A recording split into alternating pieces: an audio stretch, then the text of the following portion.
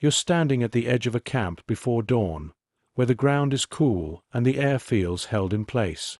Barracks sit quietly in rows, their outlines softened by darkness. No doors open yet. No names are being called. Even the flags hang still, waiting for movement to begin. The day has not made its demands. Not the paperwork. Not the questions. Not the answers that will be asked to stand in for certainty. For now, everything remains undecided, balanced on the edge of light. Before we linger in this quiet space a little longer, take a moment to subscribe, only if stories told in whispers are your kind of thing, and let us know where you're listening from, or which moment stays with you the most. You're listening to Echoes of War. The train does not announce where it is going. It moves because it has been scheduled to move, because the rails have already decided. Steel hums beneath wooden benches, a low, continuous sound that settles into the body. Outside the windows, the land slides past without urgency, fields pressed flat by winter, fences repeating themselves until they blur into a single line. Inside the carriage, coats are folded carefully, as if order might still matter. Hands rest in laps.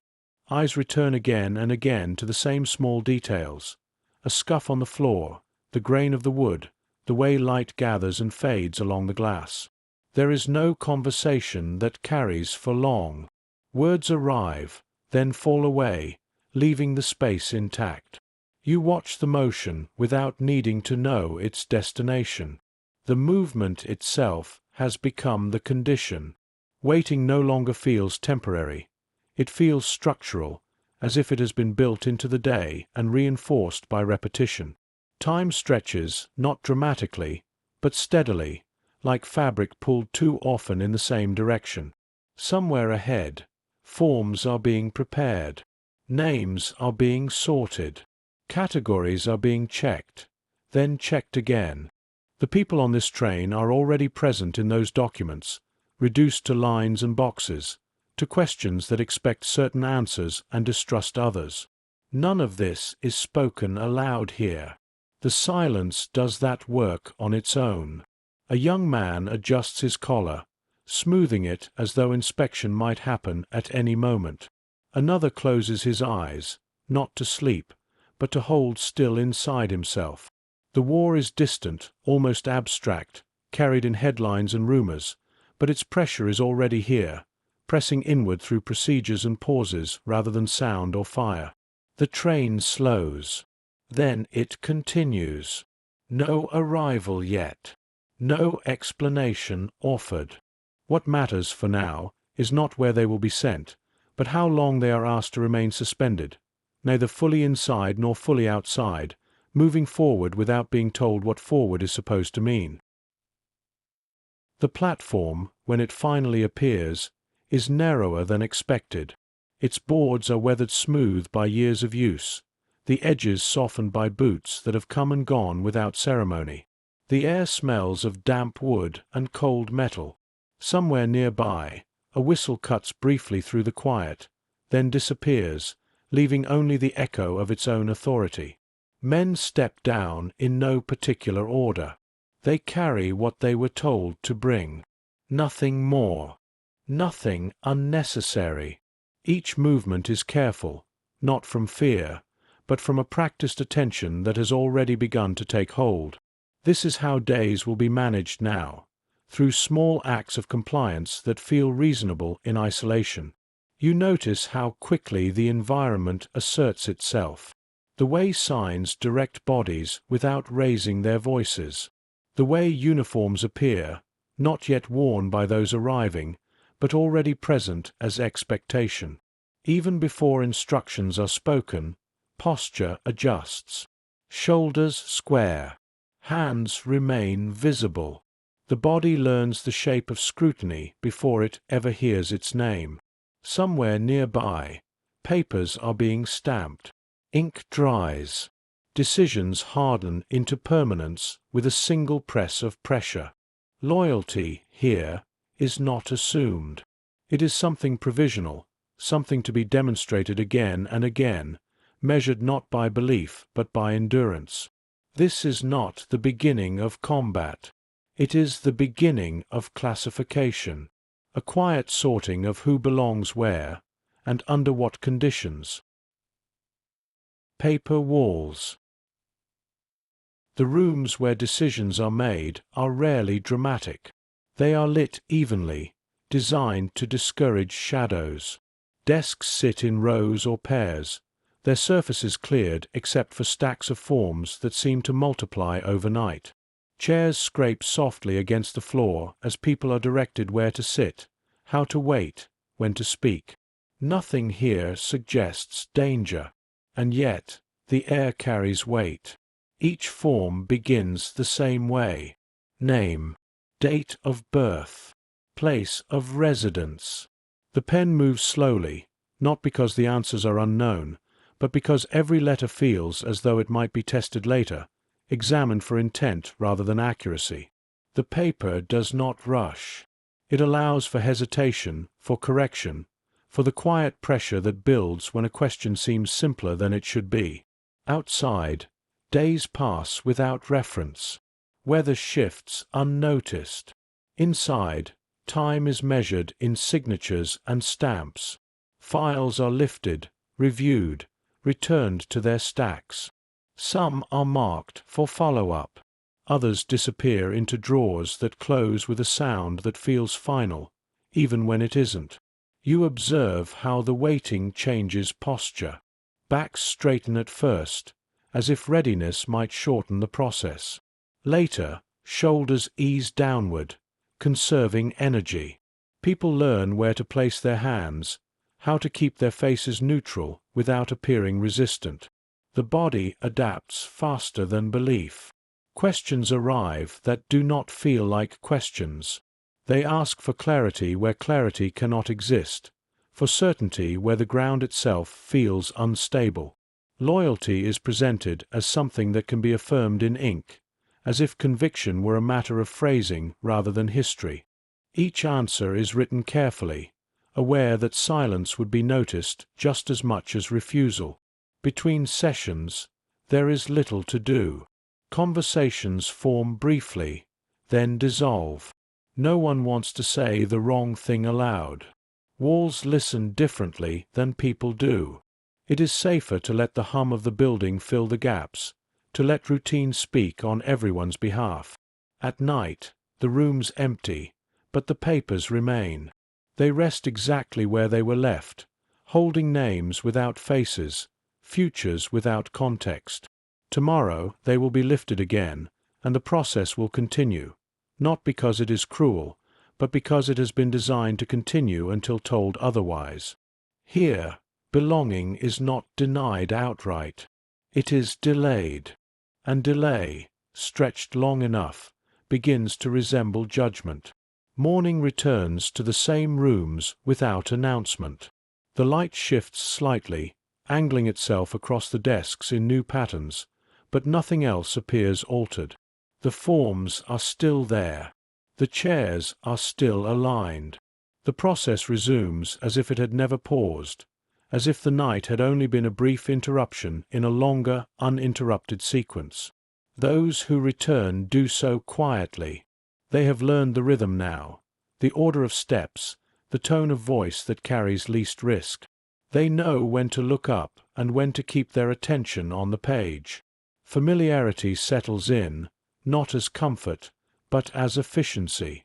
The system rewards those who move through it without friction. You notice how repetition dulls the initial tension. The first day's tightness gives way to something flatter, more sustainable. Waiting becomes an activity in itself. People begin to mark time by smaller measures. How long a pen lasts before the ink fades, how often a clerk clears his throat before speaking, how many times a file is lifted before it is set aside again.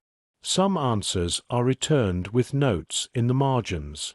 Clarify, reconsider, explain further. The language remains polite. Nothing in the phrasing suggests accusation. And yet, The implication lingers, that what has been offered is insufficient, that loyalty must be restated, reshaped, made legible in a way it has not yet managed to be. Outside these walls, the country speaks of unity, of shared purpose. Inside, unity is passed into acceptable and provisional forms. Citizenship is no longer a fixed state. It is something conditional, held together by compliance and patience. The contradiction is never addressed directly. It does not need to be. The paperwork absorbs it quietly. You sense how the process trains endurance, how it teaches people to live with unresolved questions without demanding immediate answers. This skill will matter later, though no one here names it as preparation. For now, it is simply a way to get through the day without drawing attention. When a decision finally arrives, partial, temporary, or deferred, it does not feel like relief. It feels like movement, a shift from one kind of waiting to another. The body registers the change before the mind does, responding to motion rather than meaning. The papers are gathered. Chairs are pushed back. Instructions are given softly, as though volume alone might disturb the fragile order that has been achieved.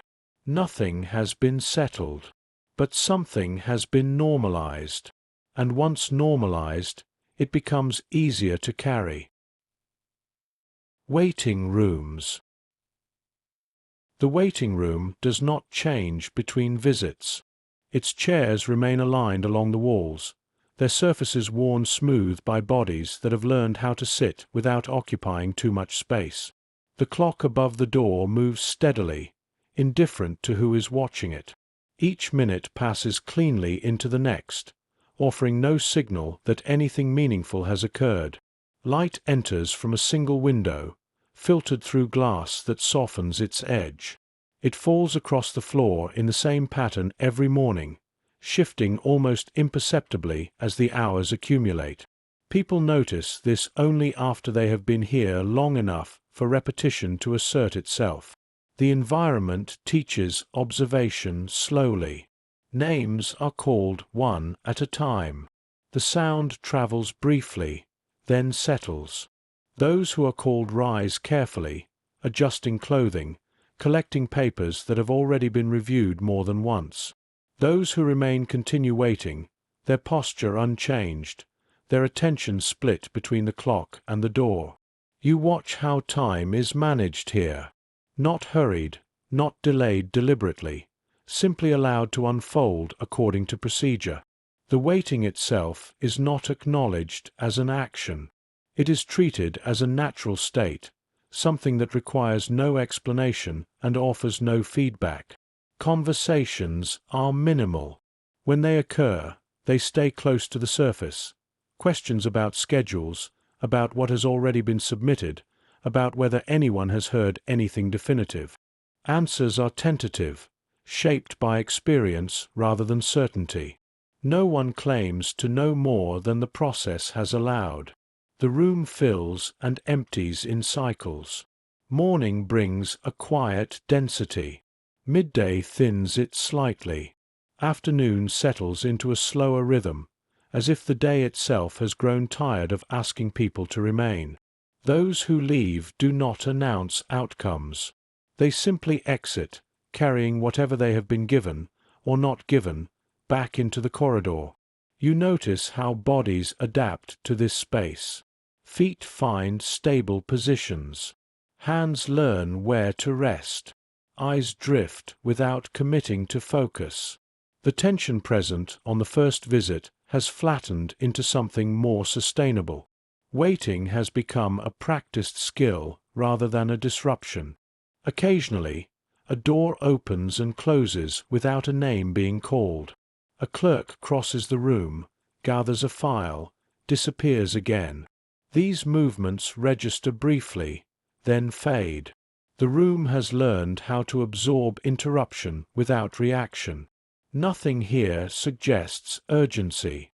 And yet, every person present understands that what is being decided carries weight far beyond the room itself. The contradiction is never addressed. It does not need to be. The structure depends on this quiet imbalance to function. The clock continues its work. The light shifts slightly. The chairs remain where they are. Waiting here is not the absence of action. It is the action. The second visit feels shorter, though it is not. The body has adjusted its expectations, recalibrating its sense of duration to match the room's rhythm. Minutes no longer stand out as distinct units. They blend together, marked only by small changes: the clearing of a throat, the scrape of a chair, the soft click of a file being set down. You observe how familiarity alters attention. On the first day, every movement felt significant, every sound potentially meaningful. Now, discernment has narrowed. Only certain cues register fully: the opening of the inner door, the pause before a name is spoken, the tone used when instructions are given. Everything else recedes into background texture. The paperwork returns in altered form. Some pages are identical to those already completed. Others carry handwritten notes in the margins, requests for clarification, small corrections, reminders framed politely. The language remains neutral, almost gentle. It does not accuse. It simply withholds completion. You notice how questions repeat without repeating themselves. They circle familiar ground from slightly different angles, as though seeking not new information but confirmation of consistency. Answers are provided carefully, shaped by memory of previous responses. Precision becomes its own form of caution. Between appointments, the waiting room fills with different faces. Some are new, their posture alert, their attention wide. Others have learned the rhythm already, their presence quieter, more contained. The difference is subtle but visible, a gradient of adaptation rather than a clear division. You watch how the room teaches restraint. There is no overt enforcement. No one instructs silence. And yet, voices lower naturally. Movements soften. The space itself discourages urgency, shaping behavior through repetition rather than rule. Occasionally, someone returns to their seat holding additional forms. The gesture is small, unremarkable. No announcement accompanies it. The others notice without looking directly, absorbing the information as part of the room's ongoing lesson, that progress here is incremental, conditional, rarely final. The day advances. Light thins, then angles differently across the floor. The clock continues its steady passage. Those still waiting do not check it as often now. They have learned that attention will not hasten outcome. When the room finally empties, it does so quietly. No conclusions are drawn. No statements are made. The space resets itself automatically, ready to receive the next cycle without carrying memory forward. What remains is the imprint left behind in those who pass through it. A learned patience, a narrowed expectation, the understanding that in places like this, waiting is not something you endure on the way to decision. It is the decision's chosen form. Reconsideration. The request arrives without emphasis. A single sheet added to the file, its placement precise, its language restrained. Further review required. The phrase carries no judgment. It offers no timeline. It simply redirects motion back into the same rooms, the same chairs, the same measured waiting that has already been practiced. The return feels different, though the setting has not changed. The body recognizes the corridor before the mind does, adjusting pace automatically, slowing slightly as the door approaches. There is no surprise here, only a quiet acknowledgement that the process has not yet finished with those who pass through it. Inside, the desks are arranged exactly as before. The same stacks of paper sit in the same order, their edges aligned carefully. Clerks move with practiced efficiency, lifting files, checking entries, making notes that will be read later by someone else. The work proceeds without urgency, confident in its own continuity. You observe how reconsideration operates, not as reversal, but as layering. New questions do not replace old ones. They sit atop them, asking for alignment, for consistency, for reassurance that nothing has shifted between submissions. The past is revisited not to be challenged, but to be verified. Answers are given again, carefully matched to earlier responses. The act requires concentration, not because the truth has changed, but because deviation itself has become risk. Memory is consulted, phrasing recalled. Precision feels safer than spontaneity. The body remains still, conserving energy for a process that offers no visible endpoint. Between exchanges, there is waiting. Not idle, not restless, simply present. Chairs receive weight. Hands rest where they have learned to rest. Eyes follow familiar paths across the room, noting details that have already been noted before. The space rewards those who do not demand novelty. You notice how the language of the process avoids finality. Nothing is denied outright. Nothing is approved fully. Each outcome gestures toward another step, another review, another pause. Completion remains possible, always just beyond the current stage, deferred without explanation. This reconsideration does not feel corrective. It does not suggest error. Instead, it reinforces the idea that belonging must be stable enough to withstand repetition, that loyalty must remain unchanged even as it is examined from multiple angles. The effect is cumulative. Each return deepens familiarity. Each delay normalizes uncertainty.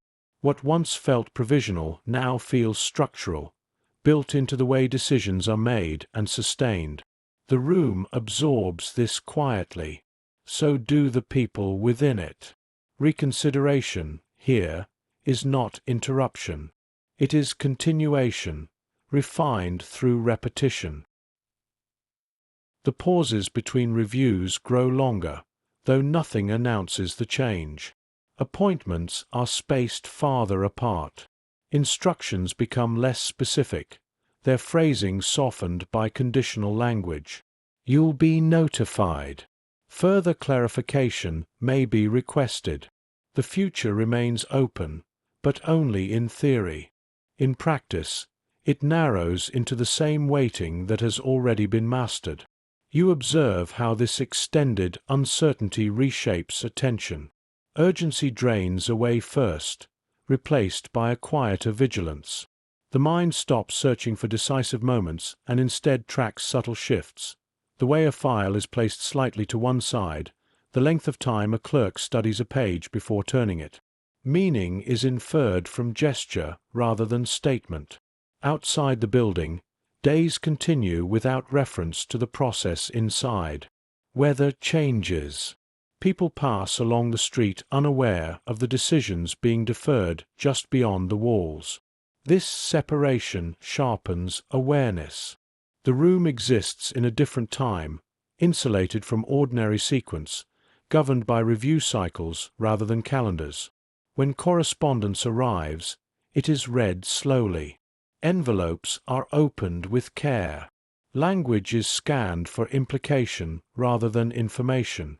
Even neutral phrases are weighed, their potential meanings considered before they are accepted. The absence of clarity has trained this attentiveness. Nothing is assumed. You notice how the body responds before thought does. A tightening when a return date is mentioned. A loosening when nothing is scheduled yet. These reactions are small, almost imperceptible, but they accumulate. The nervous system adjusts itself to prolonged anticipation, holding readiness without direction. Reconsideration repeats without escalation. There is no confrontation, no raised voice, no visible conflict. The power of the process lies in its calm persistence, its refusal to resolve quickly. It does not need to assert authority. It demonstrates it through duration. Those who move through this stage begin to speak less about outcome. Conversation shifts toward management, how to remain patient, how to avoid error, how to preserve consistency across forms and interviews. The goal is no longer approval. It is endurance without deviation. Eventually, a decision arrives, or rather, a movement does. Another step forward, partial and provisional. It does not close the process. It simply alters its shape, redirecting motion into the next structure waiting to receive it. The room does not react. It has no need to. Its work is complete the moment uncertainty has been made sustainable, repeatable, and quietly accepted as normal. Reconsideration fades not because it ends, but because it has done what it was designed to do. It has taught how to wait without resistance. Ordered days. The days begin to arrange themselves without discussion. Morning arrives with the same signals: doors opening, names being called, lines forming with quiet efficiency. There is no confusion about where to stand anymore. The body remembers. Feet settle into place before thought has time to intervene. What once felt provisional now feels routine. Meals are taken at assigned hours. Movement follows narrow corridors worn smooth by repetition. Even silence develops a pattern, stretching and contracting around the same intervals each day. The environment does not need to enforce itself. It has already been learned. You notice how attention narrows. People stop scanning the room for meaning and begin to focus on immediate details instead. A loose button is fixed. A crease is smoothed. These small acts do not change the larger condition, but they offer a sense of order that can be controlled. Within limits, control becomes a form of rest. Outside, seasons continue without acknowledgement. Inside, time loses texture. Days resemble one another closely enough that memory begins to stack them together, compressing weeks into a single, continuous experience. When asked later how long something lasted, the answer will be imprecise, not because it was brief, but because it was unbroken.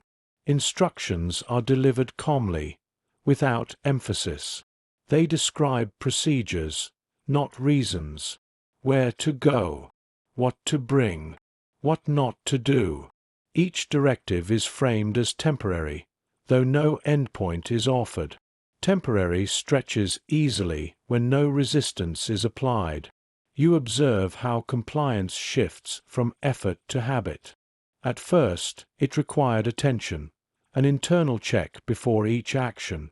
Now, it happens automatically. The system no longer feels external. It has moved inward, guiding behavior through familiarity rather than force. Occasionally, a reminder surfaces that this order exists because of doubt. A sign, a uniformed presence, a rule restated unnecessarily.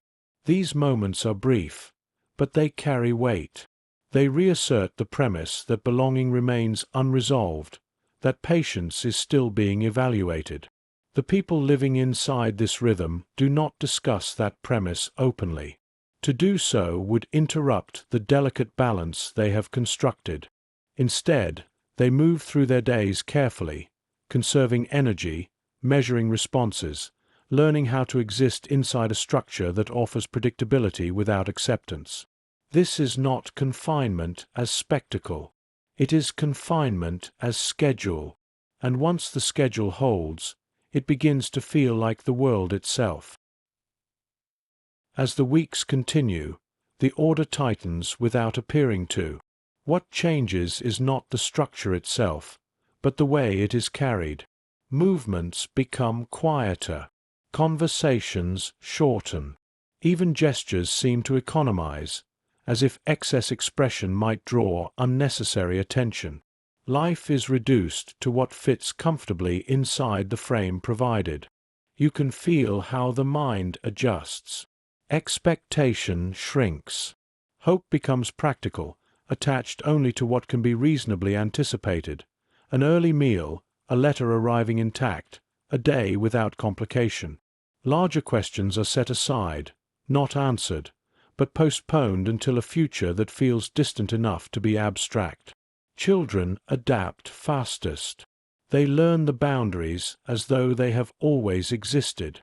Games are played within prescribed spaces. Curiosity bends around rules without breaking them. Watching this, the adults feel something tighten and then steady.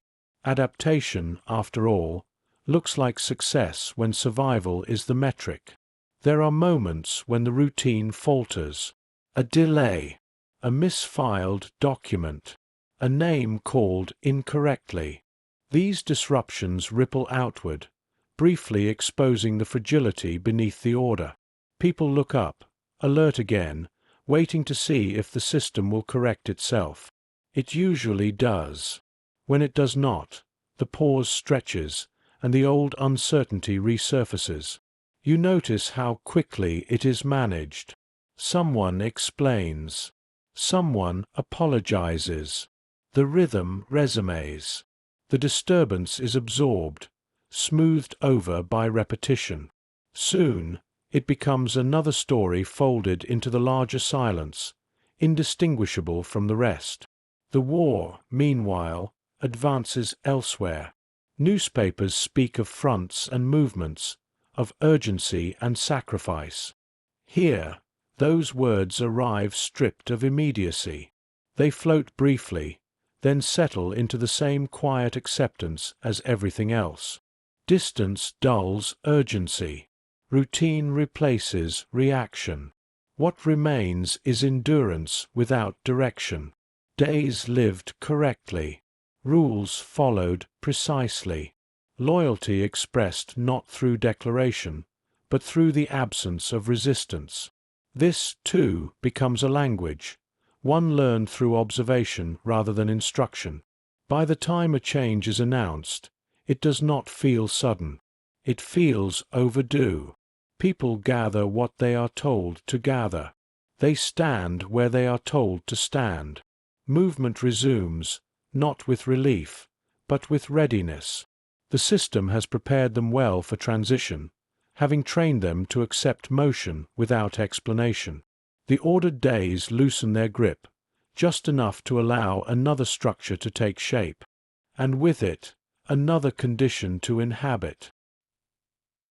Seasons without change. The first sign of change arrives from outside the schedule. Light shifts before it is noticed. Morning comes slightly earlier, then later again, without altering the day's structure. The same doors open at the same hours. The same instructions are given in the same tones. Whatever season has arrived does not register here as event. The air carries it in quietly. Warmth replaces cold without announcement. Dust settles where damp once clung. Clothing adjusts, layers thinned, sleeves rolled, but posture remains unchanged. The body adapts to temperature the way it has adapted to procedure, without expecting that adaptation to lead anywhere. You notice how repetition absorbs time. Weeks pass without needing to be counted. The calendar loses relevance, consulted only when required. What matters is not the date, but whether today will differ meaningfully from yesterday. It rarely does. Difference, when it occurs, is so minor it feels accidental. The environment remains stable by design. Rooms are maintained at the same temperature. Floors are cleaned at the same intervals. Signs do not move. This constancy discourages the sense that time is passing. It creates the impression of suspension, as though the world has paused at a single point and refuses to advance. Outside, life continues. Shadows shorten, then lengthen again. Leaves change color beyond the perimeter, then fall. These shifts are observed indirectly, glimpsed through windows or mentioned in passing. They do not alter the rhythm inside. The system does not acknowledge seasons. It recognizes only compliance. You observe how people begin to lose track of duration. When asked how long they have been here, answers vary, approximations replacing certainty. Memory stacks similar days together, compressing experience into a single, continuous state. Time becomes something felt vaguely rather than measured precisely. Routine takes on a deeper hold. Actions are completed without conscious thought. The sequence is known well enough to be followed automatically. This efficiency feels like progress, though it does not bring resolution. It simply makes continuation easier. There are moments when awareness surfaces unexpectedly. A breeze carries a new scent. Light strikes the floor at an unfamiliar angle. These sensations register briefly, then fade. They do not disrupt the pattern. They serve only as quiet reminders that the world beyond this structure has not stopped moving. Inside, nothing has changed. The same procedures remain in place. The same waiting is required. The same uncertainty persists, now framed by familiarity rather than tension. Season follows season without impact. The absence of change becomes the condition itself. As the seasons continue their rotation outside, the inside grows quieter, not in sound, but in expectation. The body no longer anticipates turning points. It settles into the assumption that tomorrow will resemble today closely enough to require no adjustment. Surprise becomes inefficient. Stability, even without progress, feels preferable. You observe how this affects memory. Days are recalled by reference to routine rather than event. The day the schedule shifted slightly. The day the line was shorter. These markers replace dates. Time is remembered through deviation, not accumulation. What repeats most consistently leaves the faintest trace. The system benefits from this compression. When time blurs, resistance loses shape. There is no clear moment to push against, no single decision to contest. Everything appears gradual, reasonable, administered in small enough portions to avoid confrontation. Delay, extended gently, feels less like denial than drift. Inside the routine, attention turns inward. People learn how to occupy themselves without expecting outcome. Small skills are practiced. Thoughts are organized and reorganized. Silence is used deliberately, not as absence, but as insulation. The mind adapts to extended uncertainty by narrowing its range. You notice how emotion flattens without disappearing. Frustration does not erupt. It settles. Hope does not vanish. It shrinks. What remains is a steady, manageable state, one that can be carried day after day without collapse. This equilibrium is not comfortable, but it is sustainable. Occasionally, an announcement interrupts the rhythm. A schedule adjustment. A procedural update. The room responds immediately, attention sharpening for a brief moment. But the change is minor, the effect limited. Soon, the earlier quiet returns, deeper than before, reinforced by the confirmation that even disruption follows predictable bounds. The seasons outside complete another cycle. Cold returns. Light recedes. The air shifts again. Inside, coats are added back, chairs occupied in the same positions. The environment absorbs these adjustments without comment, unchanged in function. This endurance does not feel heroic. It feels administrative. A life lived in compliance with time that moves but does not resolve, measured not by progress but by the ability to remain intact within repetition. When movement finally comes again, it will feel less like release than interruption. For now, the days continue to arrange themselves quietly, season after season, without change. Children learn first. Children move through the space differently. They do not arrive with expectations that need to be dismantled. The boundaries present themselves simply as facts, where one may go, where one may not, what is permitted, what is not worth asking about. Adaptation happens without ceremony, absorbed into play and routine. You notice how quickly they learn the rules. They trace the edges of allowed areas with familiarity, turning limits into landmarks. Games form within prescribed spaces, their rules shaped subtly by restriction. Curiosity bends rather than breaks, finding expression in what remains available. Adults watch this with mixed attention. There is relief in seeing adjustment occur so smoothly, and unease in how effortless it appears.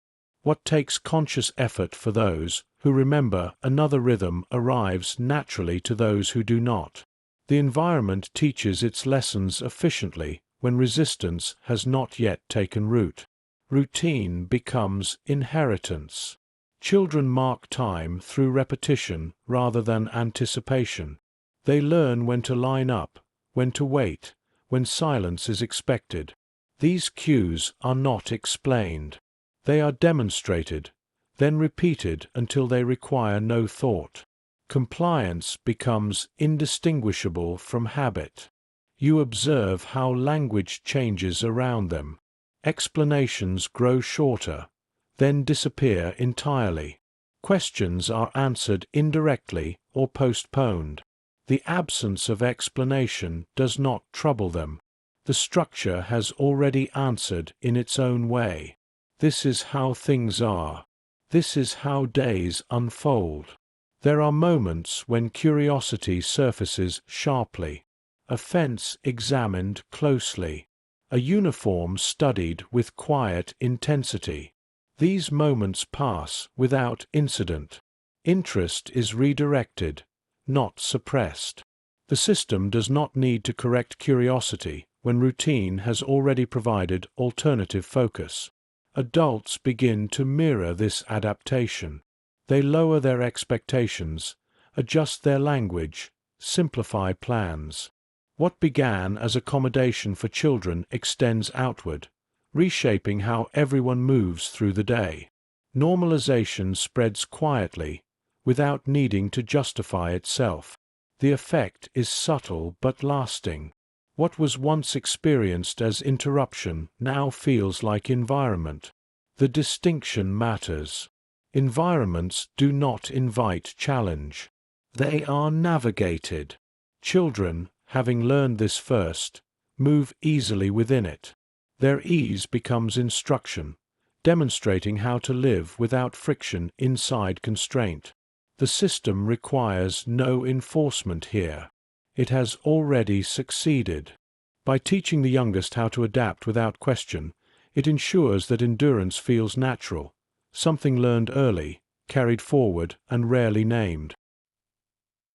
Over time, the children stop noticing the boundaries altogether. They no longer test them or trace their edges. The limits have been absorbed into instinct, guiding movement the way walls guide sound, present, unquestioned, rarely examined. What once required instruction now requires no thought. You observe how play adjusts itself. Games shorten, shaped by space rather than imagination. Arguments resolve quickly, moderated by an understanding of what draws attention and what does not. Even laughter lowers its volume naturally, not from fear, but from familiarity. The environment teaches restraint without naming it. Adults continue to watch, learning from this efficiency. There is something instructive in how easily the youngest adapt, how little friction accompanies acceptance when alternatives are unknown. What feels like loss to one generation registers as normalcy to the next.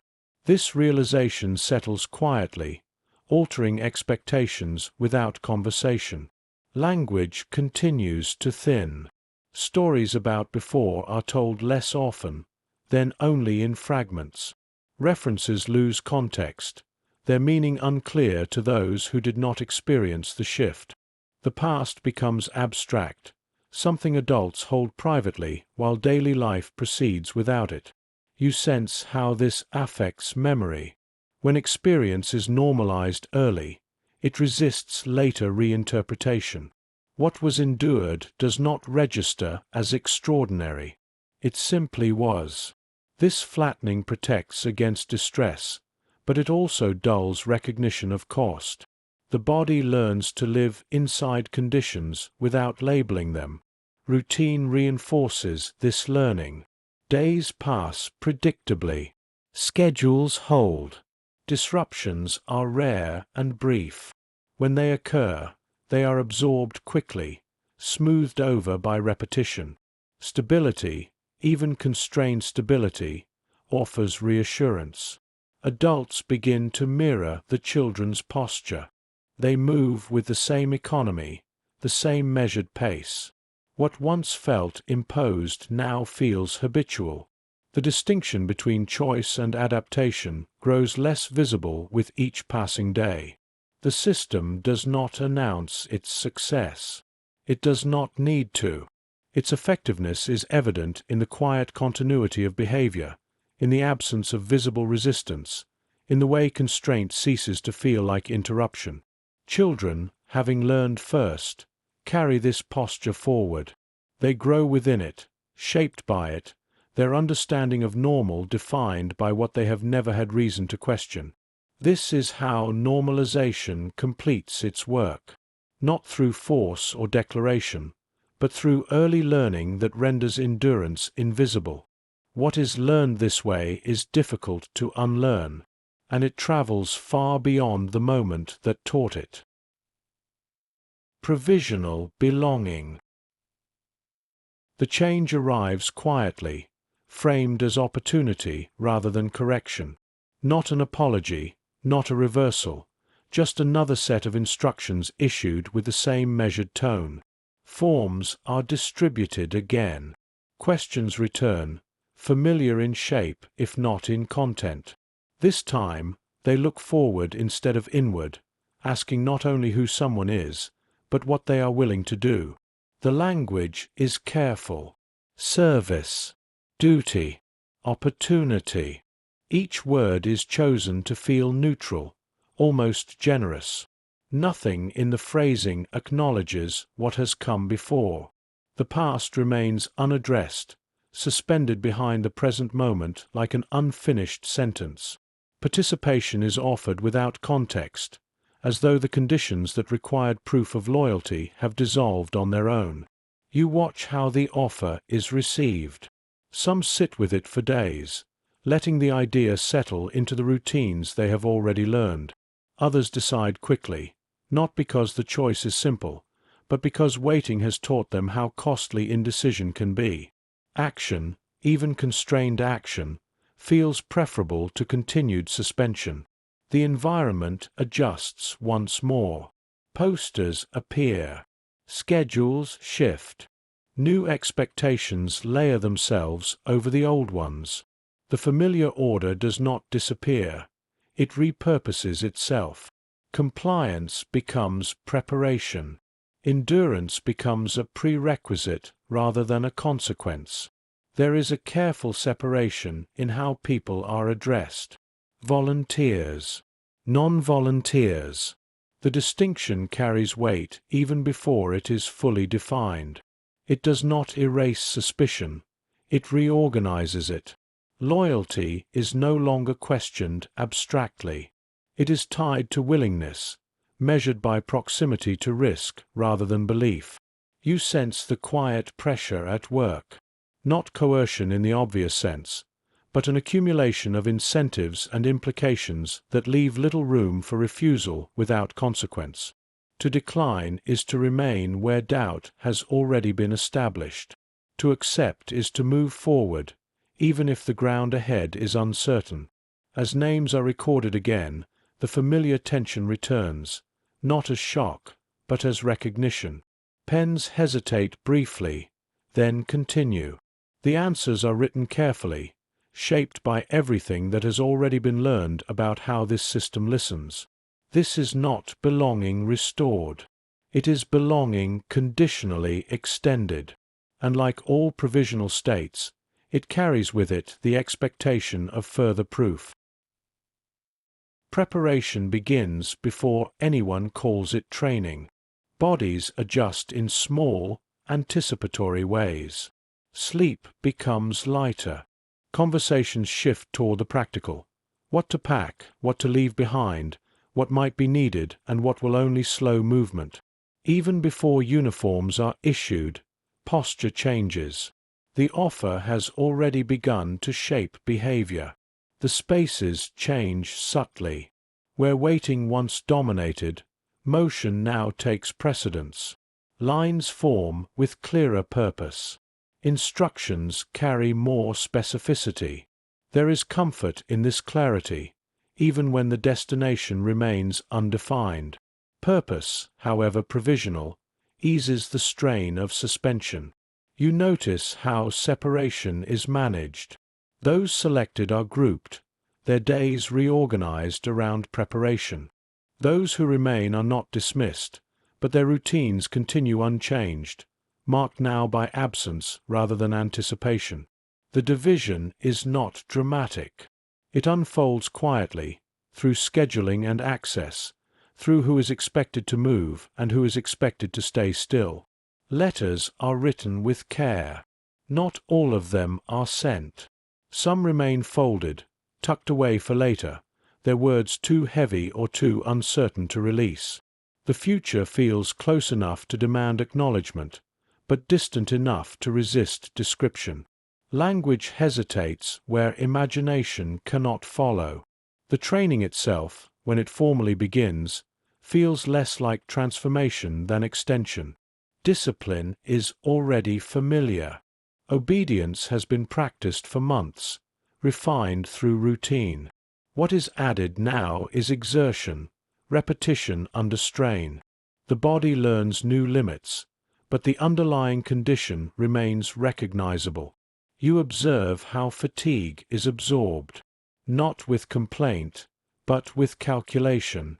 Energy is conserved where possible, spent only when required. Pain is noted, then managed. The environment encourages this economy, rewarding those who endure without drawing attention. Uniforms arrive eventually, carrying weight beyond their fabric. They promise inclusion, even as they highlight difference. The insignia is worn carefully, adjusted again and again, as if precision might compensate for uncertainty.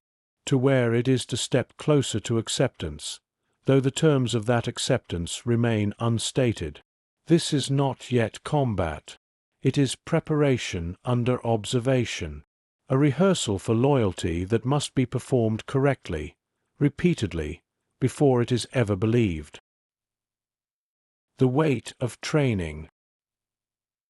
Training grounds stretch wide and exposed, shaped by utility rather than comfort.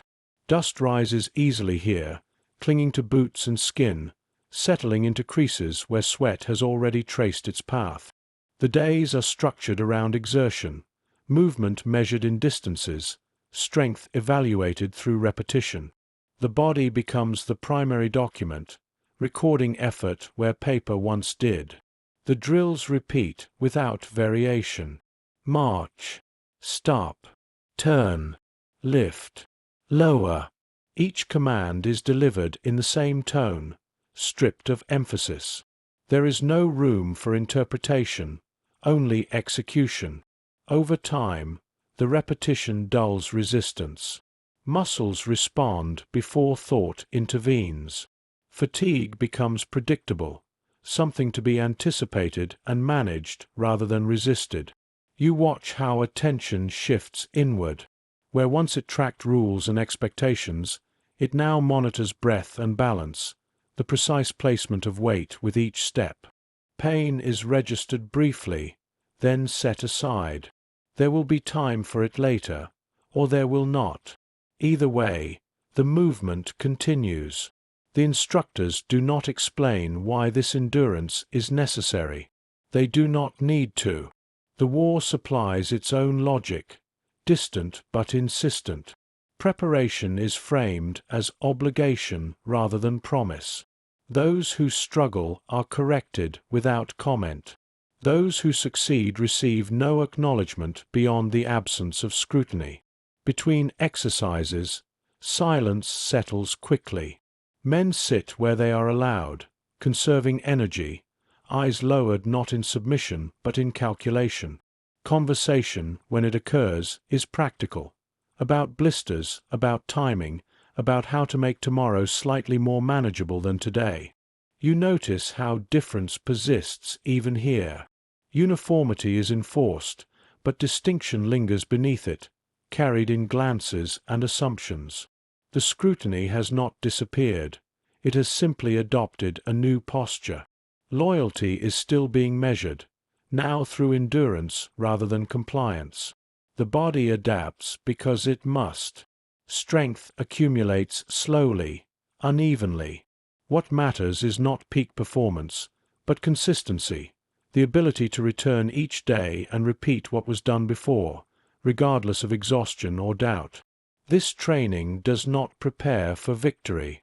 It prepares for continuation, for the understanding that whatever comes next will demand the same willingness to persist without assurance.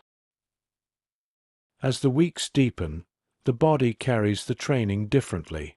What once announced itself loudly, aching muscles, labored breath, recedes into the background, replaced by a steadier, more manageable strain. Fatigue becomes familiar enough to be anticipated. Effort is rationed carefully, stored for moments when it will be required most. The environment reinforces this economy. Days are divided into segments that repeat with minimal variation. Wake, assemble, move, rest, repeat. Each cycle tightens the boundary between what must be done and what can be felt. Emotion, like excess motion, is trimmed away. There is no instruction to do this. The structure accomplishes it on its own. You observe how comparison fades. At first, men measured themselves against one another, quietly noting who faltered and who endured. Over time, that attention turns inward. The only relevant metric becomes whether the body will answer when called upon again tomorrow.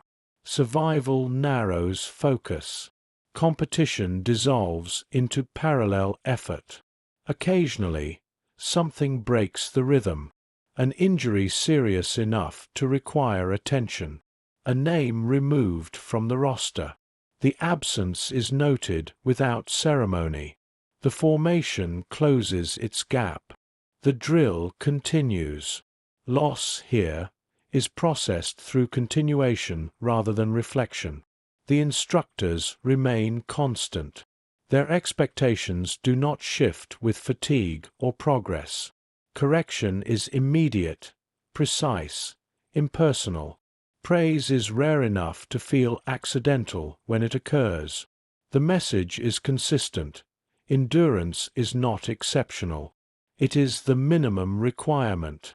You notice how the men begin to carry themselves differently outside the drills.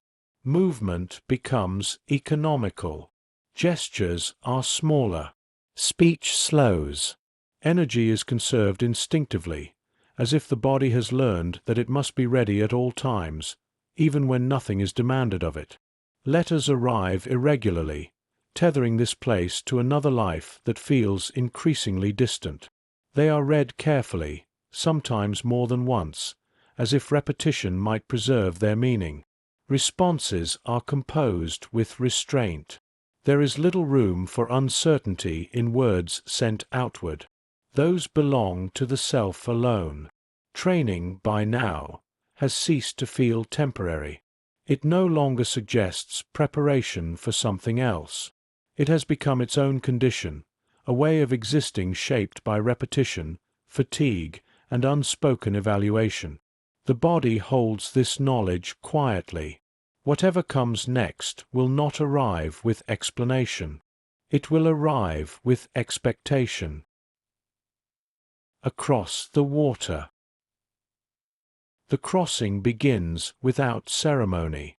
There is no speech to mark the moment, no clear line separating what is being left behind from what lies ahead.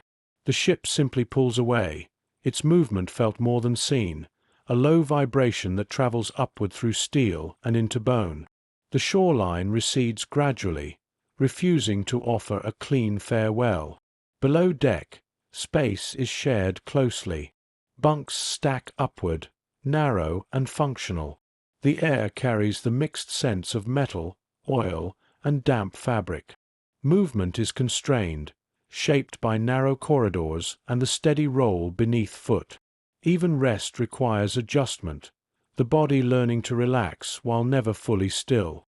You sense how waiting returns in a new form, not the administrative pause of forms and hearings, but the suspended time of transit. Days are measured by routine inspections, by meals taken at set intervals, by the gradual shift in temperature as latitude changes. The destination remains abstract, named but not yet experienced. The men occupy themselves carefully. Equipment is checked and rechecked. Boots are cleaned even when there is no dirt to remove. Habits formed during training persist, offering structure where the environment does not. Conversation drifts toward the practical, avoiding speculation that might invite unease. At night, the ship settles into a different rhythm. Engines hum steadily, a constant presence that fills the silence rather than breaking it. Sleep comes in fragments, interrupted by motion and sound. Dreams, when they arrive, are often shallow, easily disturbed. The mind seems reluctant to travel further ahead than the body can follow. You observe how identity shifts in this confined space. Uniforms flatten difference, at least visually. Rank matters. Procedure matters. The earlier questions of belonging do not vanish, but they recede beneath the immediacy of movement. Here, everyone is being carried in the same direction, subject to the same conditions. The ocean does not offer commentary.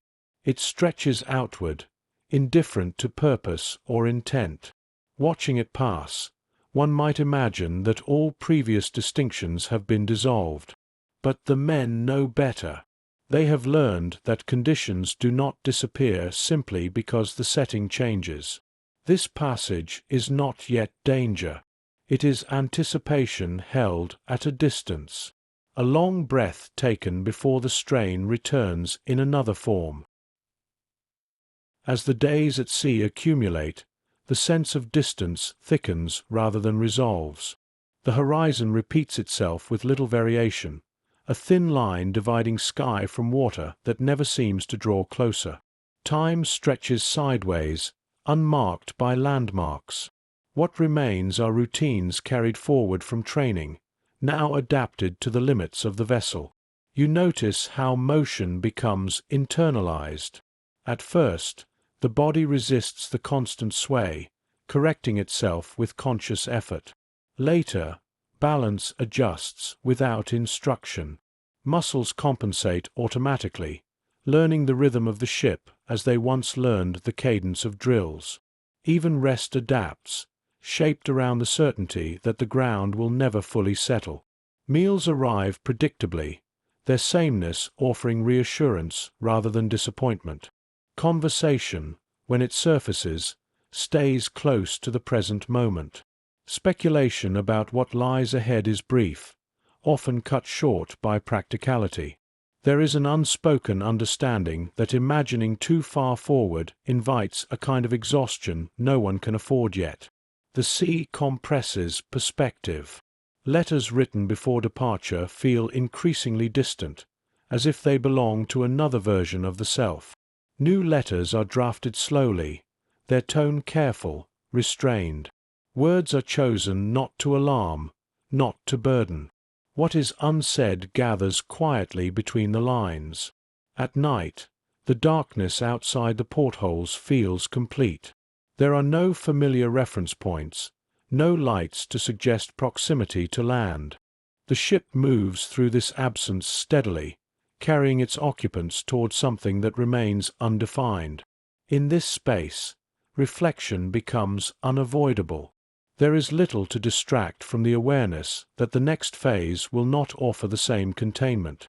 You observe how the men respond to this knowledge. Some sharpen their focus, checking equipment with renewed attention. Others retreat inward, conserving mental energy the way they have learned to conserve physical strength. No one speaks of fear directly. It is absorbed into the routine, managed through preparation rather than acknowledgement. The crossing does not culminate in revelation. There is no moment when the future clarifies itself. Instead, the passage simply continues until it does not. When the engines change pitch and the ship slows, it feels less like arrival than transition, another shift from one condition of waiting to another. The water falls away behind them, unremarked.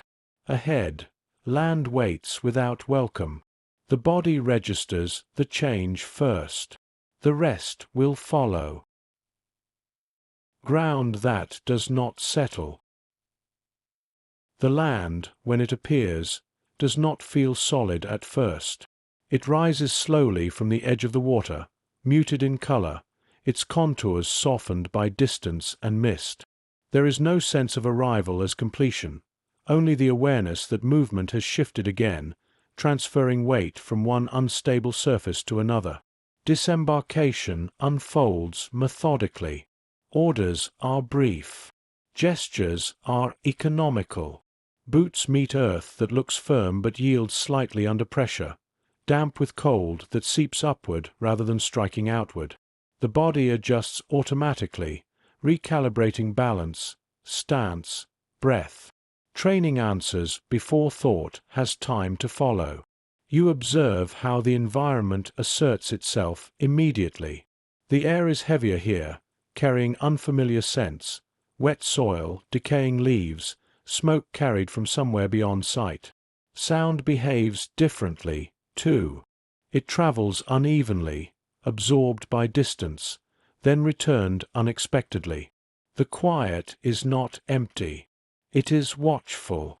Movement resumes inland. Paths are narrow, shaped by use rather than design. Equipment presses against shoulders and hips, its weight no longer abstract. Each step is measured. There is no hurry. Speed is not yet required. Precision is. You sense how the men occupy this space carefully. They do not relax into it. They do not claim it. They pass through with attentiveness, aware that this ground has already been marked by others, that its stillness is conditional. The war here is present not through sound, but through restraint.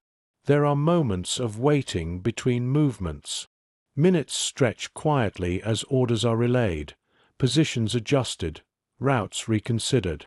These pauses are not idle. They are filled with listening, with the careful passing of distant sounds, with a subtle shift of attention that comes when the environment may speak without warning. The body learns new boundaries. Where to step, where not to linger, how to carry weight so that it does not betray presence. Fatigue is present, but controlled, folded into motion the way it was during training. Endurance, once practiced in abstraction, now serves immediate purpose. This is not yet battle. It is exposure. The understanding that from this point forward, the ground itself will require attention, and that nothing here will ever fully settle.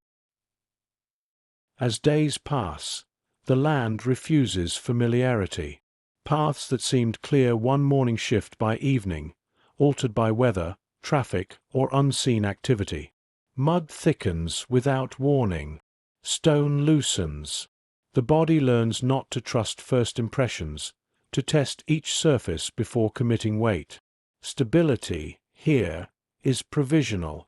You notice how listening becomes constant. Not active scanning, but a sustained openness, ears tuned to variations in wind, to the difference between natural movement and something shaped by intention. Silence is no longer neutral. It carries information. It demands interpretation, even when nothing follows. Positions are held for long stretches. The body settles into place, muscles engaged just enough to remain ready without exhausting themselves. Time expands sideways again, familiar in its structure if not its setting. Waiting returns, dressed differently now, accompanied by cold and damp rather than paperwork and walls. There is little conversation during these intervals. Words feel intrusive, too large for the space. Communication, when necessary, is brief and precise. A glance replaces explanation. A gesture substitutes for instruction. The environment enforces restraint without needing to insist. You observe how fatigue accumulates unevenly. It gathers in joints and lower backs, in the constant effort to remain balanced on ground that offers no rest. Sleep, when it comes, is shallow, shaped around the need to remain alert. The body never fully releases itself. Even stillness requires effort. Occasionally, movement resumes, a shift forward, a repositioning. Each change is approached carefully, as though the land itself might resist sudden decisions. Progress is measured not by distance covered, but by how little attention is drawn during the process. Success is quiet. The men adapt by narrowing focus further. What lies beyond the immediate terrain is acknowledged, then set aside. The future compresses into the next hour, the next instruction, the next pause. This compression is not denial.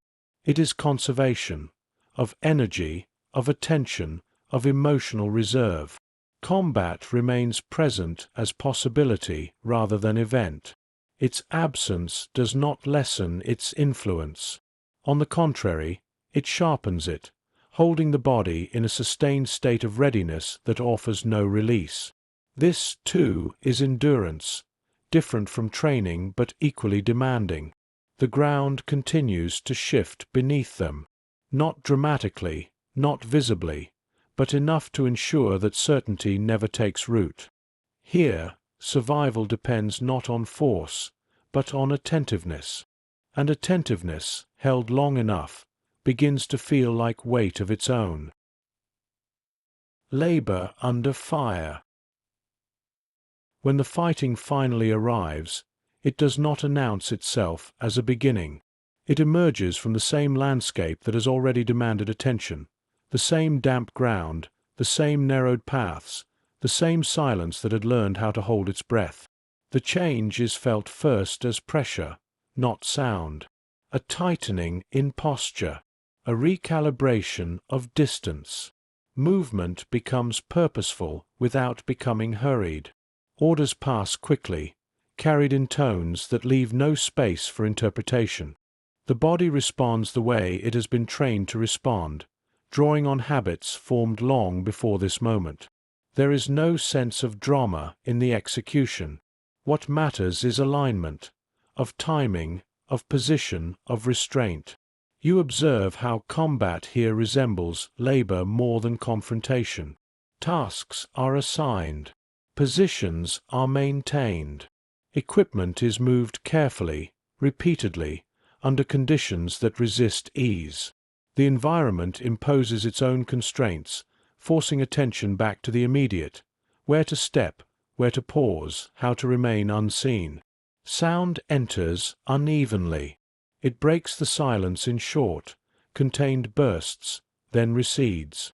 The absence that follows feels heavier than the noise itself. The body reacts to both with equal seriousness, never fully relaxing in either state.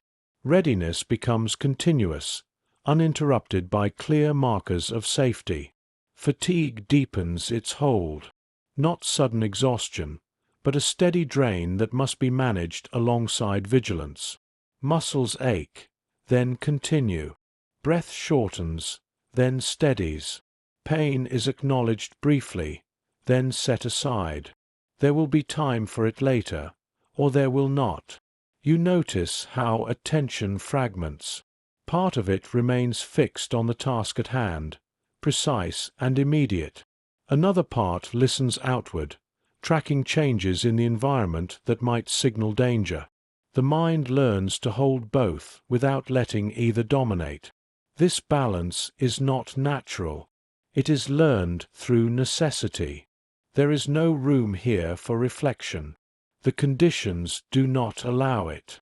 Meaning is postponed, deferred in favor of action that must be completed correctly. Survival depends not on understanding, but on execution, on doing what has been assigned, when it has been assigned, without hesitation. This is not heroism unfolding. It is continuity under strain. A form of work carried out in conditions that do not permit pause, sustained not by belief, but by repetition. As engagement stretches on, the body learns new thresholds. What once felt intolerable becomes manageable, not because it has lessened, but because endurance has expanded to meet it. Fatigue is no longer an event. It is the background against which everything else occurs. The environment resists familiarity. Each position held carries its own demands, angles of exposure, lines of sight, the constant negotiation between cover and movement. No place offers complete safety. Stability exists only in relative terms, measured against what might happen rather than what has already occurred. You watch how time distorts. Minutes elongate during periods of waiting, then collapse into urgency when action is required. The mind adjusts without conscious effort, learning to shift gears smoothly, conserving energy when possible and spending it decisively when necessary. There is no room for miscalculation. Loss enters quietly. A name absent at the next assembly. Equipment left behind, unclaimed. The formation adjusts, closing ranks without comment. Grief is acknowledged through continuation. To stop would expose others.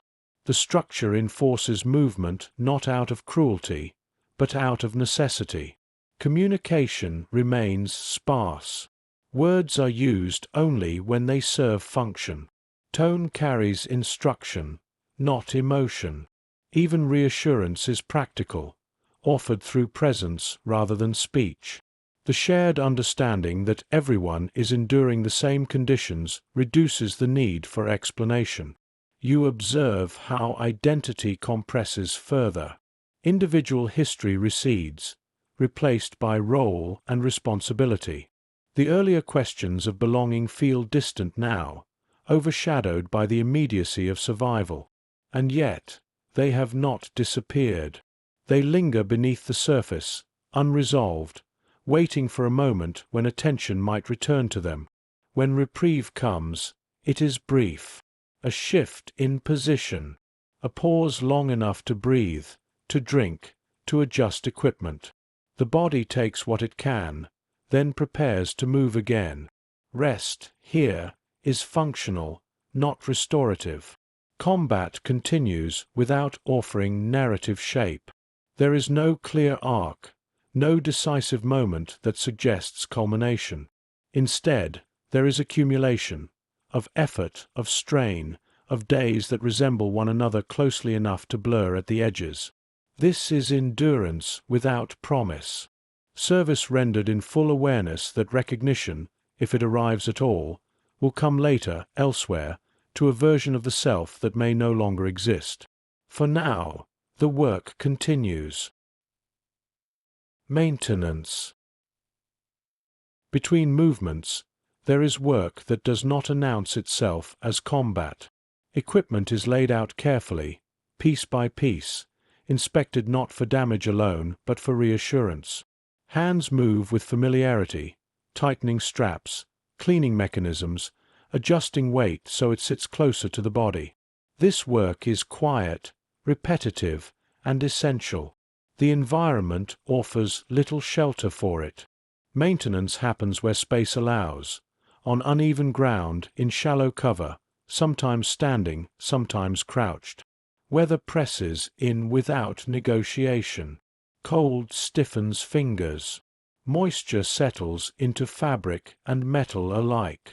The body learns to work through discomfort without pausing to register it fully. You observe how attention narrows during these intervals. The world contracts to the immediate task. A small adjustment matters more than distant noise. Focus becomes a form of protection, a way to remain useful while waiting for the next instruction. The mind stays occupied, anchored in procedure rather than anticipation. Time stretches differently here. There is no clear signal for how long these pauses will last. Minutes and hours blur together, measured only by the repetition of the task itself. When something is finished, it is begun again, not because it needs to be, but because readiness must be maintained. Conversation, when it occurs, is functional. Questions are asked about supplies, about where, about whether something will hold. Answers are brief, precise. There is no speculation about what comes next. The work itself fills the space where uncertainty might otherwise settle. You notice how this labor absorbs tension. Hands busy themselves. Breath steadies. The body finds a rhythm that feels purposeful, even when action is deferred. Maintenance becomes a way of enduring delay without surrendering readiness. Occasionally, orders interrupt the process. Tools are set aside immediately. Equipment is lifted, secured, made part of the body again. The transition is smooth. There is no frustration at the interruption. This work was never meant to conclude. It exists to be paused and resumed as needed. When the orders pass without escalation, maintenance resumes. The same motions, the same checks, the same careful attention. Nothing about the repetition feels excessive. It feels necessary, as though continuity itself depends on it. This is how endurance is sustained here, not through constant engagement, but through care taken during waiting. The war, in these moments, feels less like confrontation and more like obligation, an extended responsibility carried forward through small, unremarkable acts that ensure readiness without demanding resolution. Maintenance continues. So does the waiting. As days accumulate, the work of upkeep begins to feel endless, not exhausting in a single moment, but persistent, returning again and again without offering completion. Each task performed correctly only guarantees that it will need to be performed again later. Readiness, here, is not achieved. It is maintained. You observe how this shapes the sense of time. There are no milestones to mark progress, no outcomes to anticipate. The rhythm of maintenance replaces chronology. What matters is whether everything functions as expected in the present moment. The future remains undefined, held at a distance by repetition. The body responds by settling deeper into routine. Movements grow more economical. Tools are handled with instinctive precision. There is little wasted motion, little hesitation. Energy is conserved automatically, reserved for moments when it will be demanded without warning. Weather becomes a constant factor rather than an interruption. Rain is worked through. Cold is managed. Heat is endured. The environment is not negotiated with. It is incorporated into the task. Clothing stiffens. Metal reacts. Hands adjust. Nothing about this is discussed. It is simply addressed. You notice how vigilance persists even during stillness. While hands work, ears remain open. While eyes focus downward, attention remains outward. The body has learned how to divide itself without strain, sustaining awareness alongside routine. This dual focus becomes second nature, practiced until it no longer feels like effort. Occasionally, maintenance reveals damage. A crack, a malfunction, something worn beyond quick repair. These moments sharpen attention briefly, drawing instruction and assistance. Once addressed, they dissolve back into the broader rhythm. Even discovery is absorbed into routine. The work offers no narrative release. There is no sense of having accomplished something final. And yet, there is quiet satisfaction in continuity, in knowing that everything is as prepared as it can be under the circumstances. This knowledge does not reduce uncertainty. It makes it manageable. When movement resumes, the transition is immediate. Equipment lifted. Positions adjusted. The body shifts without protest. Maintenance ends not because it has completed its purpose, but because another demand has arrived. Later, when stillness returns, the work resumes without discussion. The same tasks, the same care, the same attention to detail. This repetition is not redundant. It is survival extended through patience. This is how the waiting endures inside combat, not as emptiness, but as labor that fills the space between events, sustaining readiness without promising resolution. Maintenance does not conclude. It simply continues, carrying endurance forward, one careful action at a time. Days without contact. There are stretches when nothing happens at all. No movement forward. No engagement. No signal that the conditions have changed. The body remains in place, positioned carefully, attention held at a steady height that does not relax and does not strain. These days do not announce themselves. They simply arrive and remain. The landscape offers no variation. The same ground extends in every direction, familiar now in its resistance. Weather passes through in slow shifts, fog lifting, then returning, cold settling deeper into joints before easing again. These changes are registered without commentary. They do not alter expectation. You observe how stillness becomes active. Muscles stay engaged just enough to respond if needed. Weight is distributed deliberately, adjusted in small increments to prevent fatigue from gathering too quickly. Even breath is managed, kept shallow and controlled. The body treats absence of action as something that must be handled correctly. Time behaves differently here. Hours lengthen, then collapse inward. Without event, the mind marks duration through sensation rather than sequence. The pressure of equipment against bone, the slow numbness in fingers, the way sound travels farther than it should in open air. These impressions replace chronology. Conversation disappears almost entirely. There is nothing to exchange that would not risk disturbance. Communication, when necessary, is reduced to gesture and glance. The environment dictates this restraint. It rewards those who do not impose themselves upon it. You notice how anticipation fades. At first, attention sharpens at every sound, every shift in light. Over time, the body learns to distinguish between possibility and probability. Not every noise matters. Not every movement signals change.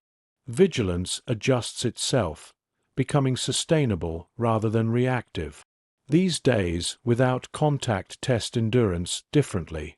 There is no release of tension through action, no outcome to absorb effort. The strain accumulates quietly, pressing inward rather than outward. The body holds readiness without using it, storing energy that may never be spent. Sleep, when it comes, is shallow and fragmented. Rest happens in pieces, taken when possible rather than when desired. Dreams, if they surface at all, are brief and unformed, interrupted by the need to remain aware. The boundary between waking and resting blurs.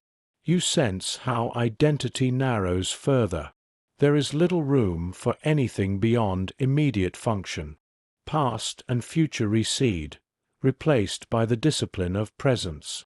Existing correctly in this moment becomes the only objective. Nothing happens, and this nothing requires effort.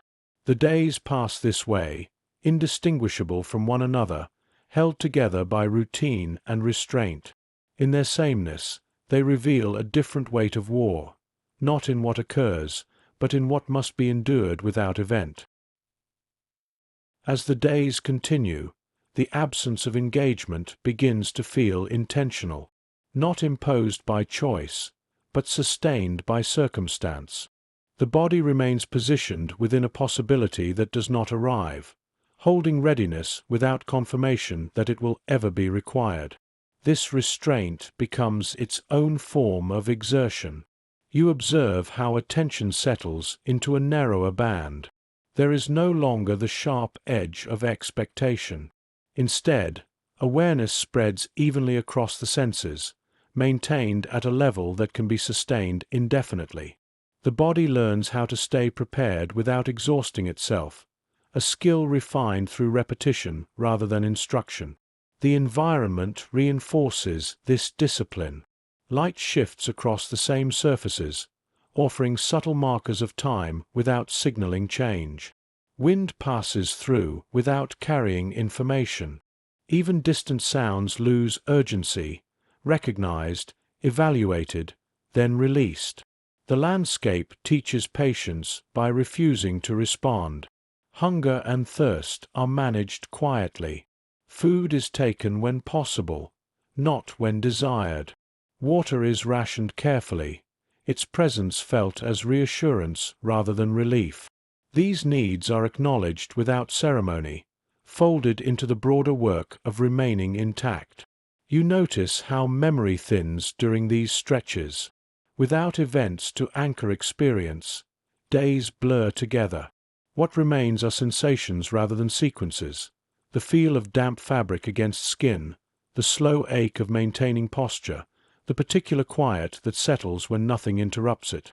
These impressions accumulate without forming narrative. Occasionally, instruction arrives. A minor adjustment, a repositioning. The body responds immediately, grateful for movement that carries purpose. When the task is completed and stillness returns, there is no frustration. The system has trained acceptance too thoroughly for that. The days without contact do not feel like respite. They feel like rehearsal, an extended test of whether readiness can be sustained without validation. The absence of engagement does not reduce pressure. It redistributes it inward, where it must be managed continuously. When contact eventually resumes, it will arrive without warning. There will be no transition, no preparation beyond what has already been maintained. This understanding shapes every moment of stillness, lending weight to time that otherwise appears empty. For now, nothing happens, and nothing, carried long enough, becomes heavy. The body holds this knowledge quietly, conserving itself for a moment that may never come. This, too, is service. The long return. When the movement away from the front begins, it is not marked by relief. There is no clear signal that the strain has ended, only a gradual loosening of urgency that feels unfamiliar in the body. Orders arrive that involve withdrawal rather than advance, but the posture remains the same, alert, measured, unwilling to assume safety too quickly. The landscape recedes unevenly. Ground that once demanded constant attention is crossed again, this time without resistance but not without memory. Each path carries the residue of earlier effort, of positions held and moments endured. The body recognizes these places even when the mind does not linger on them. You observe how silence changes. It no longer presses inward with the same intensity, yet it has not returned to neutrality. Sounds are still passed carefully, habits slow to release their hold. The nervous system resists sudden relaxation, maintaining readiness even when it is no longer required. Movement continues toward staging areas that promise rest but do not yet deliver it. Equipment is still carried. Schedules still govern the day. The system that trained endurance does not dismantle itself easily. It continues to operate, out of momentum as much as necessity. There are moments of reflection, but they arrive cautiously. They surface in the quiet between tasks, in the brief pauses when nothing immediate demands attention. The mind touches what has been set aside, then retreats, unsure whether there is space to process it yet. You notice how recognition remains abstract. Commendations are mentioned, sometimes received, but they do not alter the immediate condition. Words spoken in formal tones do not change the way the body feels when it finally rests, or how sleep still breaks apart under the weight of habit. The return is not a reversal. It does not undo what has been learned or endured. Instead, it introduces a new uncertainty: how to exist without constant demand, how to release vigilance without feeling exposed. This phase requires its own endurance, the patience to move away from intensity without rushing toward meaning. For now, the body continues to carry itself forward, holding the past carefully, as though it might still be needed. Rest arrives unevenly, distributed in fragments rather than offered whole. There are hours set aside for sleep, but the body does not always recognize them as such. It wakes without cause, alert to sounds that no longer carry threat. The quiet feels unfamiliar, too open. Muscles remain partially engaged, as if waiting for instruction that never comes. You observe how routine loosens without disappearing. Meals are less rigid, schedules less exacting, yet the habits formed under pressure persist. Boots are still placed carefully beside bunks. Equipment is checked even when there is no inspection planned. The structure remains, carried forward by momentum rather than necessity. Conversation begins to widen again, not all at once, and not toward the past. It circles around practical matters, travel arrangements, weather, the logistics of movement away from the front. The war is acknowledged indirectly, through references that do not require elaboration. Some experiences remain unspoken, held privately where they cannot be simplified. Recognition, when it surfaces, feels distant. Medals are presented in brief ceremonies, their significance explained in formal language. The gestures are precise, respectful, contained. Applause fades quickly, absorbed by the surrounding quiet. The weight of the metal does not alter the way the body carries itself afterward. You notice how identity resists settling. The uniform still fits, but it no longer defines the day. The role that once governed every movement begins to loosen its hold, leaving behind a space that feels neither empty nor filled. The question of who one is outside of constant obligation lingers without demanding immediate answer. As preparations for departure continue, anticipation does not sharpen into excitement. It remains subdued, tempered by experience. The future is acknowledged cautiously, approached with the same restraint that governed movement through uncertain ground. There is an awareness now that transitions do not resolve conditions. They transform them. The return home, still distant, takes on an abstract quality. It is named, referenced, prepared for, but not yet inhabited. The mind does not rush toward it. It waits, as it has learned to wait, allowing time to unfold at its own pace. This phase offers no clear closure. It provides space, uneven, uncertain, for the gradual release of what has been held tightly for too long. The body accepts this slowly, testing stillness the way it once tested unstable ground, carefully, without assumption, returning without resolution. The return, when it finally begins, does not feel like a crossing back. There is no clear moment when one condition ends and another begins. Movement resumes, ships, trains, roads retraced in reverse, but the body carries forward everything it has learned about uncertainty. Distance does not dissolve it. It only rearranges its shape. The familiar appears altered. Stations resemble those left behind months earlier, yet they feel smaller now, compressed by experience. Sounds arrive with less urgency. The air feels thinner, less charged, as though something essential has been removed along the way. The body notices this absence before it can name it. You observe how reception is managed. Crowds gather politely. Speeches are delivered with care.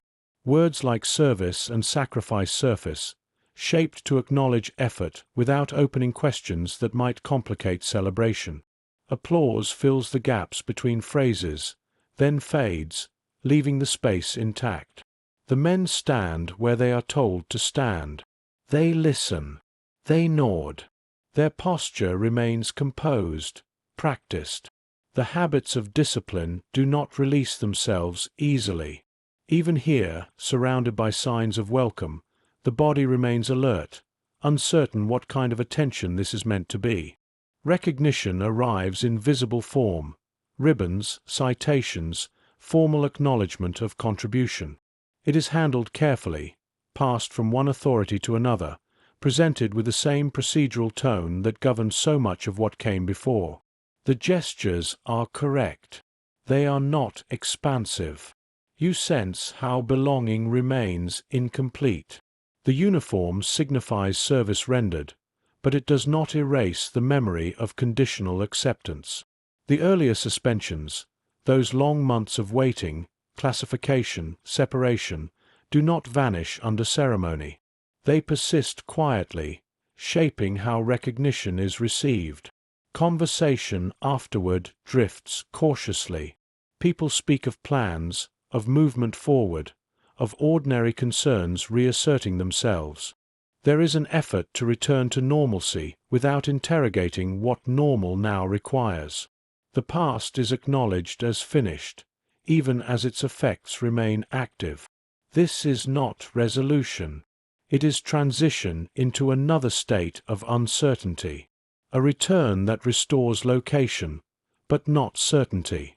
The body understands this instinctively, maintaining a readiness that no longer has a clear purpose, but refuses to release itself all the same. Home settles around them slowly, without insistence. The streets are quieter than memory suggests, their familiarity softened by absence. Houses stand where they always have, unchanged in shape, yet carrying a sense of distance that cannot be measured. The body moves through these spaces carefully, as though they might still require permission. Daily life resumes in fragments. Simple tasks return first: walking familiar routes, eating meals without schedule, sleeping without orders. Each act feels tentative, tested rather than assumed.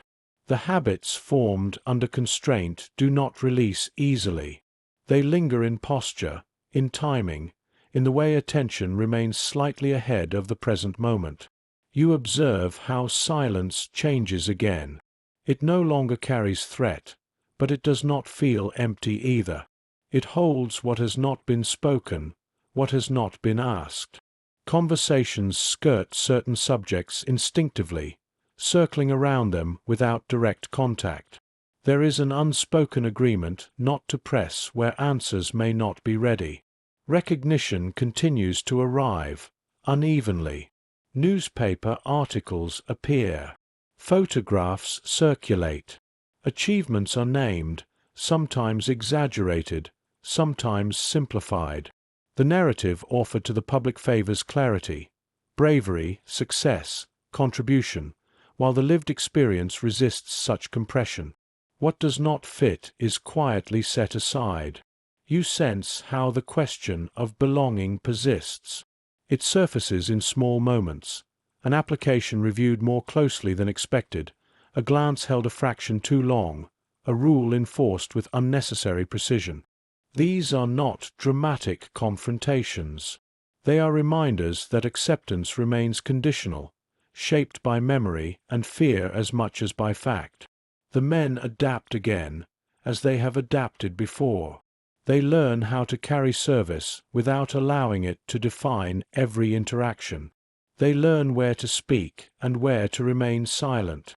Endurance, once practiced under fire, now serves a quieter purpose, maintaining balance in a world that offers acknowledgement without reconciliation.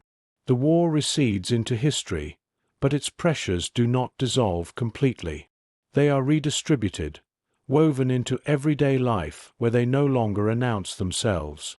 The body absorbs this shift the way it absorbed all the others, gradually, cautiously, without expectation of resolution. This phase offers no clear ending. It provides continuation, a life resumed under altered conditions, shaped by loyalty given freely and trust granted sparingly. The past does not close. It settles, unevenly, into the present. Time that withholds. Years pass without signaling their passage. They accumulate quietly, marked not by ceremony but by distance, between memory and daily life, between what was endured and what is now expected to matter. The war recedes into textbooks and anniversaries, its edges smoothed by repetition. What remains feels increasingly difficult to place. The body continues forward, carrying habits that no longer have obvious use. Attention still sharpens instinctively at sudden sounds. Sleep settles lightly, easily disturbed. These responses are rarely acknowledged. They are absorbed into routine, mistaken for temperament rather than residue. You notice how time reframes service. What was once immediate becomes symbolic. Stories are told in shorter forms, shaped to fit allotted spaces. Articles, speeches, plaques. Complexity thins. Endurance is reduced to outcome.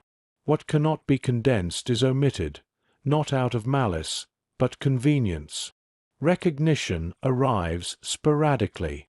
A ceremony here, a citation there, each event framed as closure, as though acknowledgement could retroactively resolve what was never addressed directly. The gestures are sincere. They are also late, arriving after their protective power has expired. Life unfolds alongside these moments. Work is found. Families are built. Losses unrelated to war accumulate, indistinguishable from it in the body's accounting. The extraordinary becomes embedded in the ordinary, its weight redistributed across decades until it feels both omnipresent and invisible. You sense how memory resists linear arrangement. Certain details remain vivid, the texture of ground underfoot, the cadence of movement under strain, while entire periods fade into abstraction. Time does not preserve evenly. It selects without explanation, holding on to what it deems essential and releasing the rest. Public attention shifts. New conflicts arise. New narratives demand space. The past is referenced selectively, invoked when it serves a present need.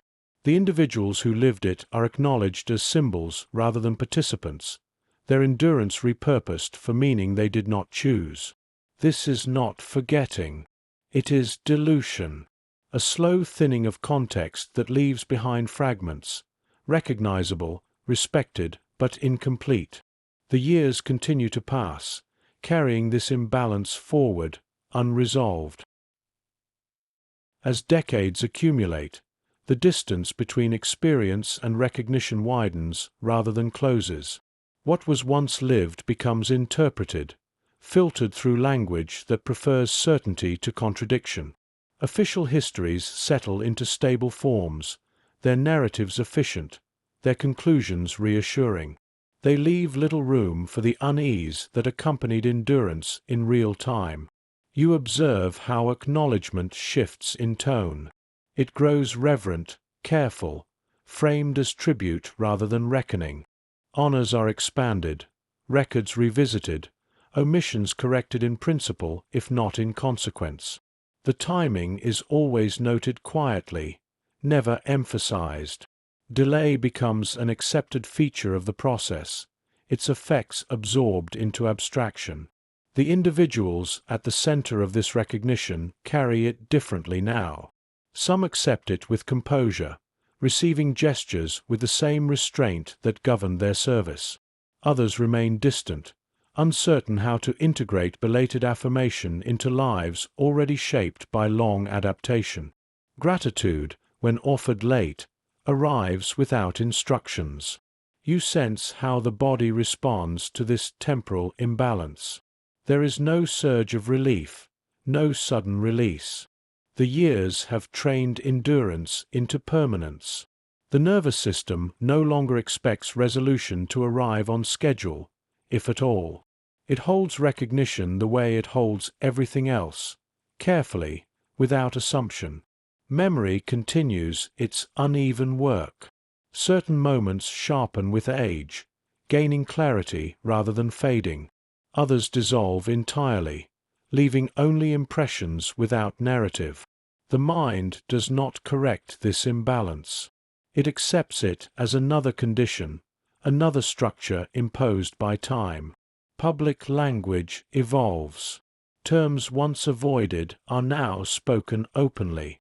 Injustice is named where it was previously obscured. These shifts matter. They reshape understanding. But they do not reach backward with equal force. What was lost to delay remains lost, its absence acknowledged but not restored. You notice how the story begins to function as instruction. It is offered as example, as lesson, as evidence of progress. The emphasis shifts toward reassurance, that the system eventually corrected itself, that endurance was justified by outcome. The lived uncertainty that defined each day is softened, rendered almost incidental. This framing offers comfort. It also narrows the truth. What is preserved is honor. What is diminished is condition, the prolonged suspension, the normalization of doubt, the cost of loyalty extended without protection. Time does not resolve these tensions. It arranges them into forms that can be carried forward, quietly, without urgency, almost acknowledged. The first signs arrive indirectly, a mention in a speech that does not linger, a line added to a report without emphasis. Recognition appears not as announcement, but as suggestion, present enough to be noticed, not strong enough to alter the surrounding structure. It passes through public language quietly, leaving no demand in its wake. Years have already arranged themselves by the time this happens. Lives have taken shape around work, family, routine. The urgency that once accompanied waiting has softened into something more diffuse. Attention no longer sharpens automatically at institutional movement.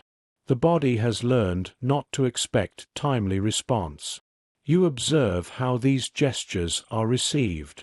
They register briefly, then settle. There is no surge of anticipation, no renewed hope that resolution is imminent. Experience has trained caution. Recognition, when it appears in partial form, is treated as information rather than promise. The language used is careful, under review, being considered, historical reassessment. Each phrase gestures toward correction without committing to consequence. It acknowledges imbalance while preserving distance from responsibility. The process mirrors earlier stages closely enough to feel familiar, another cycle of attention that does not quite arrive. You notice how memory reactivates selectively. Old details surface not because they are invited, but because the structure resembles what came before. The same restraint returns, the same measured response. The body recalls how to wait without asking, how to absorb movement without investing in outcome. Public interest flickers briefly. Articles appear, then disappear beneath newer concerns. Commentary acknowledges injustice in principle, then moves on. The story does not settle into the center of attention. It hovers at the edge, present but not insisted upon. Those most affected do not press the moment, not from indifference, but from recognition of pattern. Endurance has taught them that momentum must come from elsewhere to matter. Personal insistence rarely accelerates institutional correction. It is more efficient to remain still. The effect of this near recognition is subtle but real. It confirms what has already been understood. That acknowledgement may arrive eventually, but not in time to alter the conditions that shaped earlier decades. The delay itself becomes the defining feature, overshadowing the gesture. You sense how expectation continues to recede.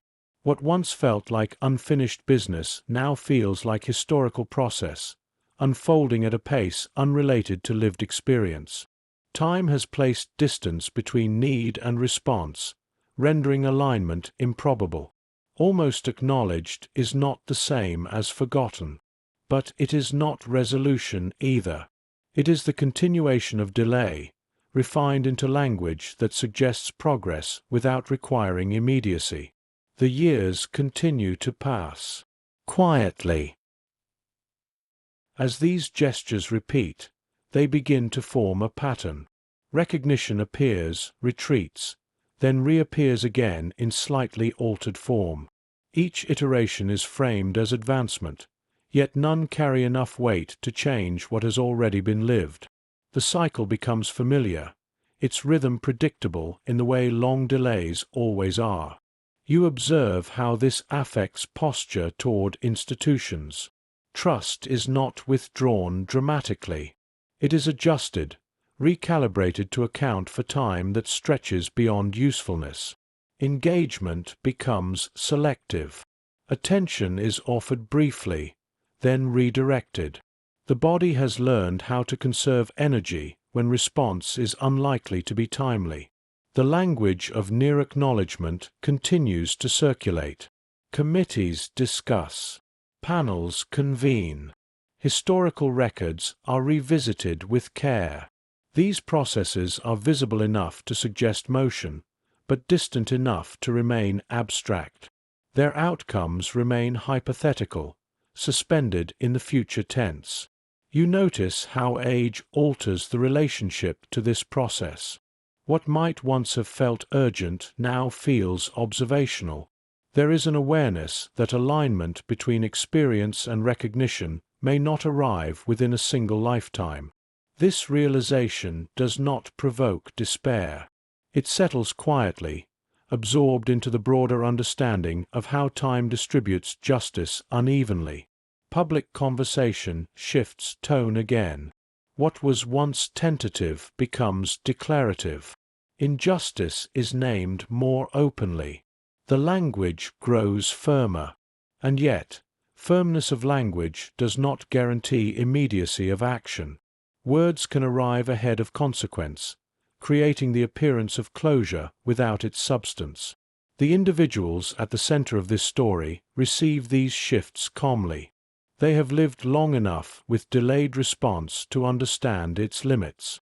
The acknowledgement, partial though it is, confirms endurance rather than alleviating it. It validates what was already known without altering what was already born. You sense how this near recognition sharpens rather than resolves the imbalance. It draws attention to what was missing when it mattered most. The distance between acknowledgement and protection becomes clearer, not smaller. Time, having already passed, cannot be re-entered by process. Eventually, the gestures give way to something more formal.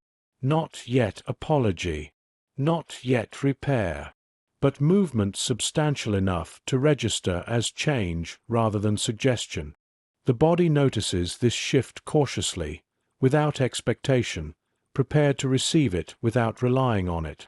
Until then, almost acknowledged remains a condition, a space where recognition approaches but does not arrive, where correction is discussed but not enacted. The years continue their work.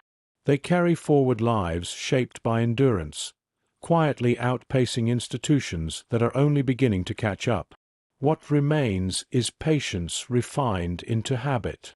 And habit, once formed over decades, does not release itself easily. Recognition without repair. When formal acknowledgement finally gathers momentum, it does so carefully. Committees are formed. Records are reviewed. Language is revised to better reflect what had been minimized or omitted. The process moves slowly, bound by the same structures that once delayed recognition in the first place. Correction, like suspicion before it, proceeds through procedure. Ceremonies are planned with precision. Dates are chosen for their symbolism. Locations are selected for visibility. Speeches are written to balance reverence with restraint. Nothing here is improvised. The acknowledgement is meant to be definitive, to close a chapter that has remained open longer than intended. You observe how the atmosphere differs from earlier receptions. There is a deliberate gravity now, an effort to communicate seriousness. Apologies are articulated indirectly, framed as institutional learning rather than admission. Responsibility is diffused across time, spread thin enough to be absorbed without friction. The individuals receiving these honors stand quietly. Their posture remains familiar, composed, contained, practiced. The gestures offered to them are larger than before, more public, more explicit. Medals are heavier. Words carry broader scope. And yet, the body receives all of this without visible shift. You sense how endurance has shaped this moment. What arrives late cannot undo what shaped the years in between. Recognition acknowledges contribution, but it does not address the prolonged uncertainty that accompanied it. The original condition, loyalty extended under doubt, remains intact, now framed as sacrifice rather than failure of trust. The audience responds appropriately. Applause rises and falls on cue. Faces reflect respect, sometimes admiration. The narrative presented is clear and reassuring. Wrongs were done, courage endured, honor restored. The simplicity is intentional. It allows the moment to function as closure. But closure is not experienced uniformly. For those who lived the delay, the ceremony feels adjacent to resolution rather than inside it. The acknowledgement arrives as confirmation of something long known, not as revelation. Its emotional impact is muted by familiarity with restraint. This is recognition carefully delivered. It corrects the record. It does not repair the time that withheld protection, certainty, or belonging when those things mattered most. After the ceremonies conclude, the spaces empty quickly. Chairs are folded. Flags are lowered. Programs are collected from the floor and stacked neatly, their language preserved for archives. The moment disperses without resistance, leaving behind a quiet that feels practiced, familiar. The system excels at conclusion. You observe how the recognition settles afterward. It does not disrupt daily life. It does not rearrange memory. Instead, it becomes another fact carried forward, true, documented, acknowledged, and largely separate from the years that preceded it. The body registers this separation instinctively, accepting that meaning does not always arrive where effort was expended. Public memory adjusts its posture. The story is now told with confidence. Educational materials are revised. Commemorations adopt clearer language. What was once framed cautiously is now presented as lesson learned. The institution congratulates itself quietly for having arrived at the correct position, even if it arrived late. For the individuals who endured the original condition, time continues to move in familiar ways. Health becomes more fragile. Days shorten. The weight of past endurance does not lessen with recognition. It simply changes context. The nervous system, long adapted to uncertainty, does not recalibrate in response to ceremony. You notice how gratitude, when offered now, carries a different tone. It is gentler, more reflective, unburdened by urgency. Those who express it do so sincerely, often with a sense of inheritance rather than responsibility. The gratitude acknowledges sacrifice without fully engaging the conditions that made it necessary. The story begins to circulate independently of its subjects. It appears in documentaries, exhibits, and public discourse, increasingly abstracted from the lives that shaped it. The narrative emphasizes unity, perseverance, national growth. The friction that once defined daily existence is smoothed into a moral arc. This transformation is not malicious. It is how institutions metabolize discomfort, by rendering it instructive rather than unresolved. The cost of this process is subtle. It preserves honor while leaving certain questions untouched. What remains unrepaired is not reputation, but time. The months of suspension, the years of conditional belonging, the decades lived without acknowledgement strong enough to alter circumstance. Recognition, in the end, functions as punctuation rather than revision. It marks a pause in the telling, not a correction of the experience itself. What remains unsettled? What lingers after recognition is not anger. It is something quieter, less legible, a residue of adaptation that no longer announces itself. The body continues to move through the world with the same careful attention it learned long ago, testing environments subtly, measuring tone, reading space before committing presence. Daily life offers no clear contrast to mark what has changed. The routines are ordinary now. Streets are familiar. Conversations unfold without restraint. And yet, beneath this normalcy, there is an awareness shaped by long experience. That belonging can be granted, withdrawn, and reinstated without warning, often without explanation. You observe how this understanding expresses itself indirectly, in the way choices are made conservatively, in the reluctance to assume protection without confirmation, in the preference for endurance over confrontation. These are not conscious strategies. They are habits formed through repetition, carried forward because they once ensured continuity. The system that trained them no longer exists in the same form, but its imprint remains, embedded in reflex and posture.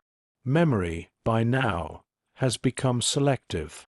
Certain moments surface uninvited: the pressure of waiting rooms, the weight of equipment under strain, the sound of silence held too long.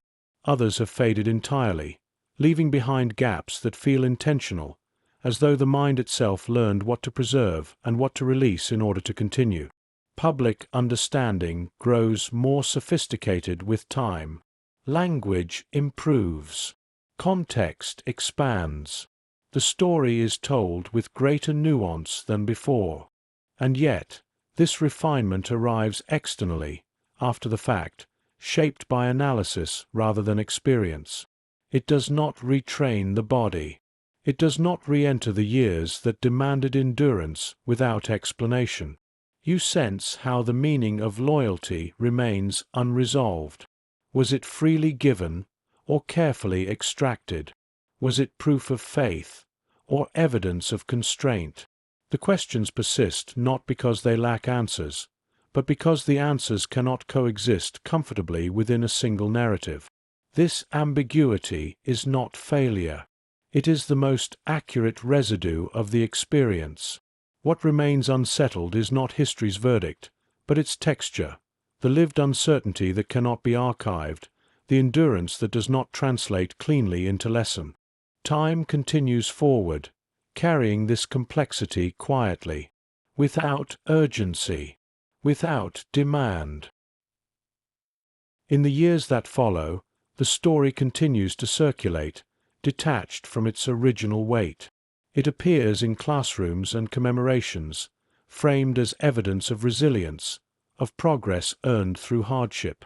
These tellings are careful, well-intentioned, shaped by a desire to reassure rather than disturb. They offer resolution where lived experience did not.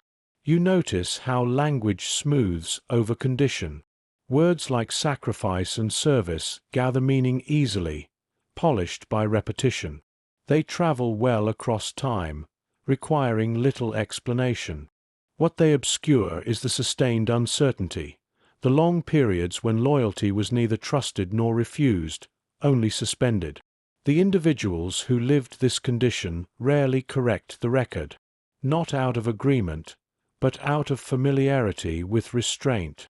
Silence, after all, has been practiced thoroughly. It remains a viable response, one that preserves energy rather than dispersing it into arguments that cannot restore time. The body continues to age, carrying memory unevenly. Certain sensations remain vivid long after dates and names have softened. The feel of cold ground through fabric, the particular fatigue that follows prolonged vigilance. These details resist abstraction. They remain anchored in sensation, immune to reinterpretation. You sense how belonging, once made conditional, never fully returns to simplicity. It is accepted cautiously, appreciated without assumption. Trust becomes something extended incrementally, shaped by observation rather than promise. This posture does not advertise itself. It blends seamlessly into ordinary life, mistaken for temperament or maturity. Public recognition, now established, remains stable. Monuments stand. Records remain corrected. The story has found its official form. It no longer shifts with each retelling. In this stability, something essential is both preserved and lost. The clarity of honor retained, the instability of experience reduced. This is not erasure. It is compression, a narrowing of meaning that allows the past to be carried forward without reopening discomfort. The cost of this narrowing is subtle. It leaves intact the question of what it means to ask for loyalty before offering protection. The question does not demand an answer. It persists quietly, embedded in the story's edges, available to those who listen without seeking closure. As time continues, the land changes again. Generations pass. The original conditions fade from immediate memory. What remains is the shape they left behind, a pattern of endurance learned early and carried far. This is what does not settle, not the events themselves, but the posture they taught. A way of standing in the world shaped by waiting, repetition, and restraint. Long after the last form was signed, long after the last medal was placed. The quiet accounting.